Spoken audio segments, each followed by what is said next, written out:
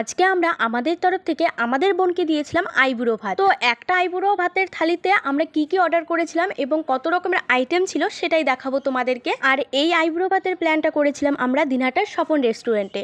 তো এটার প্রাইস কত ছিল জানতে হলে কিন্তু শেষ পর্যন্ত ভিডিওটা দেখতে হবে। তোমরাও যদি তোমাদের বিশেষ দিনে এরকম একটা থালি অর্ডার করতে চাও তাহলে অবশ্যই কিন্তু আমাদের ভিডিওটা শেষ পর্যন্ত দেখো এবং অনেক কিছু জানতে পারবে। তো প্রথমেই বলে দিচ্ছি আমাদের থালির প্রাইস ছিল কিন্তু 750 টাকা। তো 750 টাকার মধ্যে আমাদের থালিতে কি কি ছিল সেটা একবার তোমরা দেখে নাও। প্রথমে ছিল সাদা ভাত, ডাল, মাছের ঝোল, মাংস, বাঁধাকপির তরকারি, ফুলকপির তরকারি, পটলের দরমা, শাক, চাটনি, পায়েস, আলু ভাজা, বেগুন ভাজা, উপচে ভাজা, পিঠে, পায়েস, শাহি পোলাও, বাসন্তী পোলাও, চাটনি, পাঁপড়, স্যালাড, চিপস, কুরকুরি, চকলেট, তার সাথে লাচ্ছা পরোটা, কেক, মিষ্টি, পান এগুলোও কিন্তু দিতে ভোলেনি ওরা।